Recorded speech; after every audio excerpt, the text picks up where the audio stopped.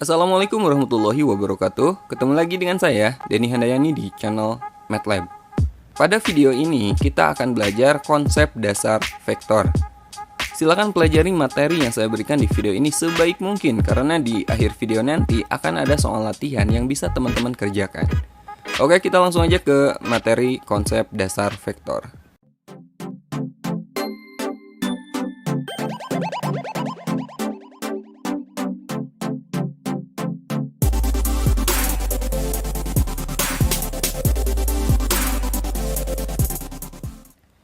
Oke, pada video ini kita akan belajar konsep dasar vektor. Seperti yang udah teman-teman pelajari di fisika semester 1, besaran bisa kita kelompokkan ke dalam dua bagian. Ada yang disebut dengan besaran skalar dan ada yang disebut dengan besaran vektor. Besaran skalar itu adalah besaran yang hanya memiliki nilai saja dan tidak memiliki arah. Sementara besaran vektor adalah besaran yang memiliki nilai dan arah. Nah, perbedaannya di sini. Kalau skalar hanya nilai saja, tidak memiliki arah atau tidak dipengaruhi oleh arah, sementara besaran vektor memiliki nilai dan juga arah. Nanti akan saya kasih contoh untuk membedakannya. Beberapa besaran yang termasuk ke dalam besaran skalar, contohnya jarak, luas, kemudian volume, daya, kelajuan, dan lain-lain. Masih banyak lagi ya.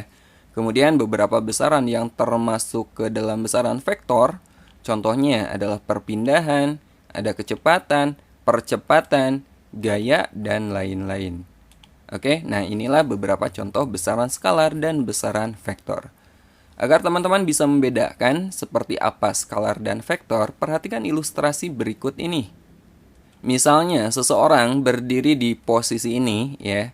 Dia berjalan ke posisi, nanti akan berjalan ke sini. Katakanlah ini posisi A dan ini posisi B. Orang tersebut berjalan dari A ke B dengan jarak AB adalah 10 meter. Kemudian pada posisi ini dia berbalik arah dan berjalan ke posisi C. C-nya di sini. Dari B ke C dengan jarak BC-nya 4 meter. Pertanyaannya, berapa jarak tempuh orang tersebut dari posisi A hingga ke posisi C melalui B? Dan berapa perpindahannya? Seperti yang tadi udah kita pelajari, jarak termasuk ke dalam besaran skalar, sementara perpindahan adalah besaran vektor. Pertama kita hitung dulu jarak tempuh. Jarak tempuh orang tersebut dari posisi A sampai ke posisi C melalui B. Jelas, A ini kan melalui B dulu, kemudian dari B ke C. Maka jarak tempuhnya adalah AB ditambah BC. Jarak AB ditambah jarak BC. AB-nya berapa? AB-nya tadi 10 dan BC-nya 4. Jadi 10 tambah 4 sama dengan 14. Satuannya meter ya. Jadi jarak tempuhnya adalah 14 meter. Teman-teman perhatikan di sini, orang tersebut meskipun di posisi C dia berbalik arah, tapi di sini nilainya tetap positif. Kita jumlahkan. Jadi arah ini nggak ngaruh ke nilainya. Karena jarak termasuk besaran skalar yang hanya memiliki nilai saja, tidak memiliki arah. Sementara perpindahan itu secara logika jelas, posisi awal dan posisi akhir. Perpindahannya ya dari A ke C berapa? 10 dikurangi 4. Jelas 6 ya. Tapi secara matematika perhitungannya tetap kita jumlahkan. AB ditambah BC karena orang tersebut dia melalui B dulu. Ya enggak? Dari A ke B kemudian dari B ke C. AB ditambah BC. AB-nya adalah 10. Nah, BC-nya di sini bernilai negatif, teman-teman. Nah, kenapa 4-nya negatif? Karena perpindahan termasuk besaran vektor. Ingat, besaran vektor itu memiliki nilai dan juga arah. Jadi ketika arahnya berlawanan, ya sebaliknya, maka nilainya akan negatif. 10 ditambah negatif 4, maka perpindahannya adalah 6. Satuannya sama, meter, 6 meter. Oke, bisa bedakan ya. Jarak ini termasuk skalar, tidak dipengaruhi oleh arah karena tidak memiliki arah, dan perpindahan dia memiliki nilai dan juga arah. Ketika arahnya berlawanan atau sebaliknya, maka nilainya negatif. Seperti itu. Oke, contoh lain.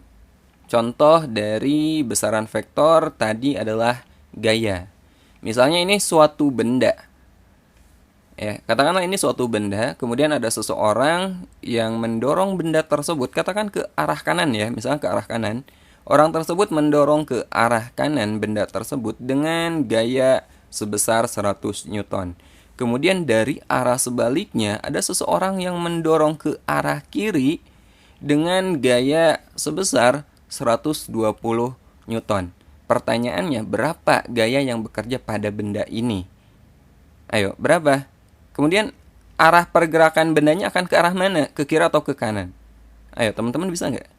Secara logika, karena yang sebelah kanan ini mendorong lebih kuat, ya dengan gaya 120 Newton, pasti benda bergerak ke arah kiri, gitu kan? Nah, secara matematika, karena kedua gaya ini bekerja pada benda yang sama, ke sini, maka gayanya kita jumlahkan, teman-teman. Gaya pertama kita jumlahkan dengan gaya kedua. Gaya pertama itu 100 Newton dan gaya kedua negatif 120 Newton. Kenapa negatif? Karena arahnya berlawanan, arah sebaliknya. Ya, 100 ditambah negatif 120, maka hasilnya adalah negatif 20 Newton. Jadi besar gaya yang bekerja pada benda ini adalah 20 Newton dan tanda negatif ini menunjukkan arah pergerakannya ke sebelah kiri. Nah, itu contoh dari besaran vektor. Oke, setelah teman-teman bisa membedakan perbedaan antara besaran skalar dan besaran vektor, sekarang kita akan belajar bagaimana cara menggambarkan vektor. Vektor digambarkan dengan sebuah anak panah yang terdiri atas pangkal, kemudian panjang, dan arah anak panahnya. Perhatikan contoh berikut ini. Nah, nanti vektor bisa kita gambarkan dengan anak panah seperti ini, yang terdiri dari pangkal ini menunjukkan titik awal atau titik tangkap sebuah vektor.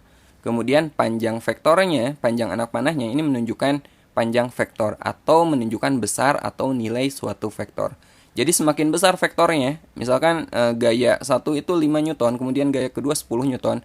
Jika kita gambarkan dengan anak panah, maka jelas gaya yang kedua yang nilainya lebih besar, anak panahnya akan lebih panjang. Oke, dan ini adalah ujung vektornya, menunjukkan arah vektor, ya.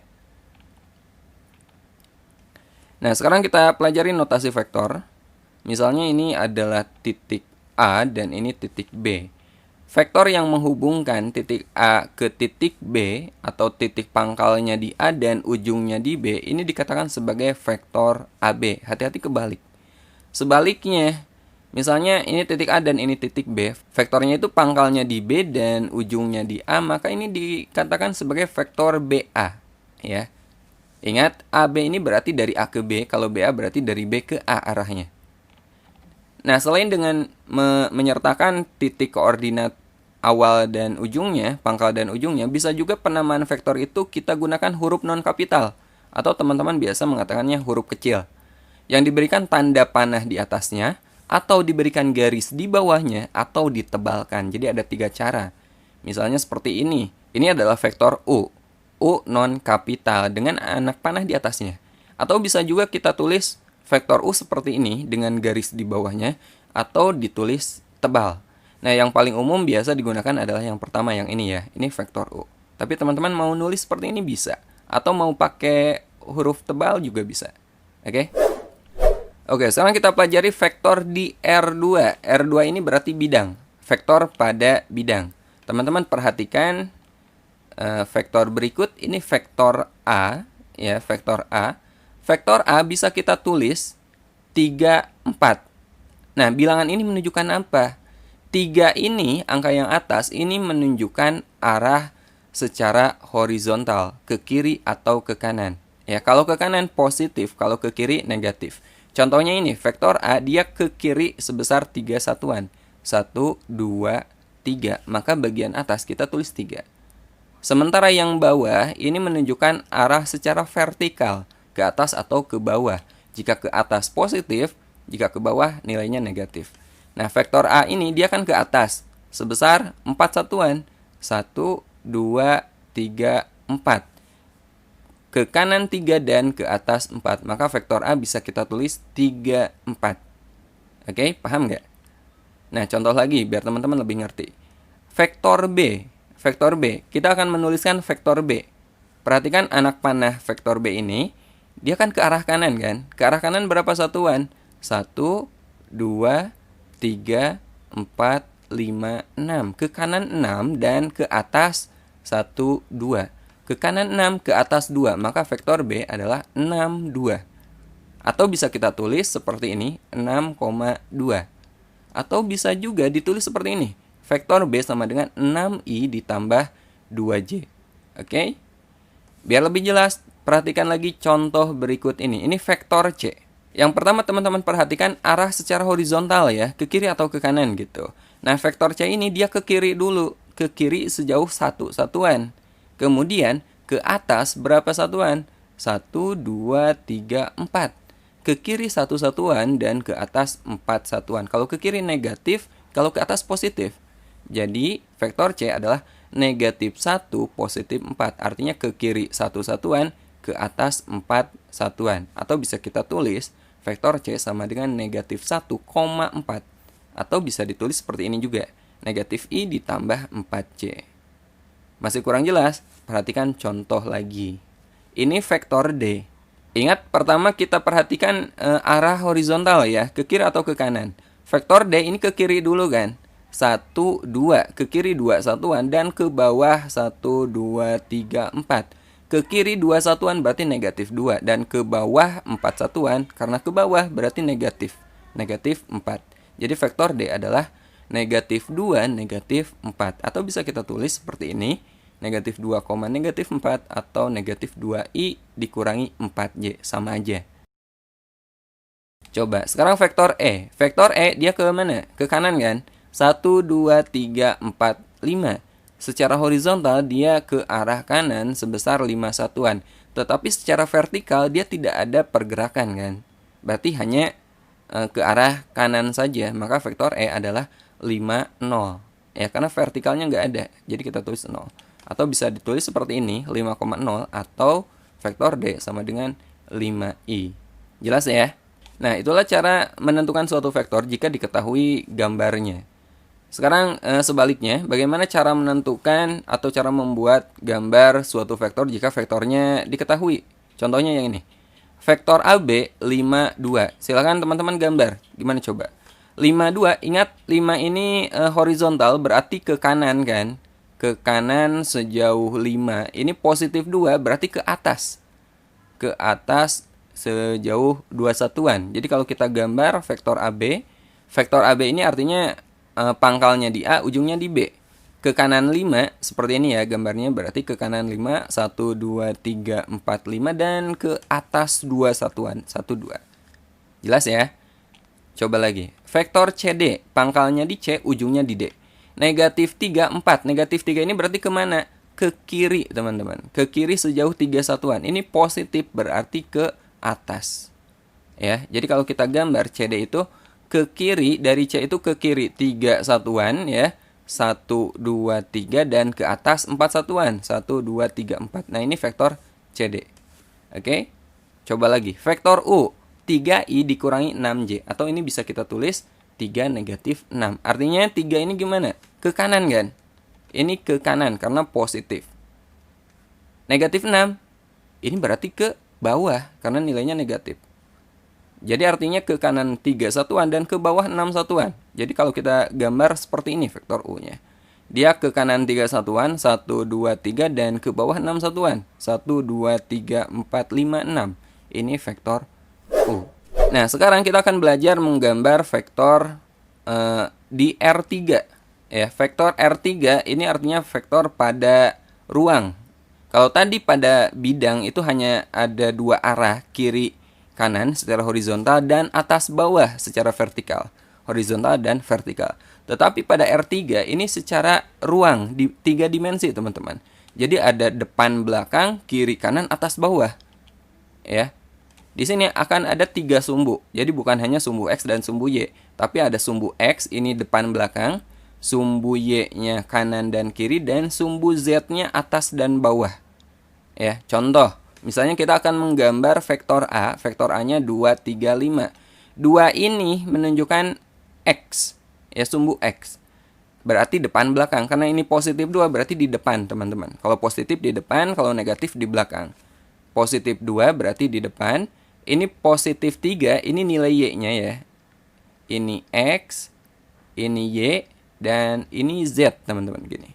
Ini 2-nya X berarti di depan, 3-nya Y. Kalau 3 positif berarti di kanan, teman-teman. 3-nya itu di sini. Dan Z itu vertikal, atas bawah. Kalau positif di atas. 5 di atas. Nah, vektornya kemana? Kita buat dulu 3 dimensi yang ini ya. Kita hubungkan. Seperti kita membuat balok. Ya. 3, 2 kita hubungkan. Berarti vektor A ini kita ambil dari titik pangkal koordinat dari sini ke ujung sini. Seperti ini. Ini adalah vektor A. Jadi cara menggambar vektor di R3 ini tidak sesimpel, tidak semudah vektor di R2. Tidak semudah vektor pada bidang. Ini adalah vektor A. Jelas ya? Nah, ini vektor di R3. Atau vektor A ini bisa kita tulis 2i tambah 3j tambah 5k. Jadi Z-nya ini k ya. 2i tambah 3j tambah 5k. Oke, sampai sini dulu pembahasan konsep dasar vektor kita kali ini. Ada soal latihan yang bisa teman-teman coba kerjakan ya. Untuk mengukur sejauh mana pemahaman teman-teman pada video bagian 1 ini untuk konsep dasar vektor. Soal nomor 1. Tentukan vektor-vektor berikut. Yang pertama ada vektor A, tentukan vektornya, ini gambarnya. Kemudian vektor B, seperti ini. Dan ini vektor C. Ini soal nomor 1. Kemudian soal nomor 2, gambarlah vektor-vektor berikut. Sebaliknya, kalau tadi ada gambar, teman-teman tentukan vektornya.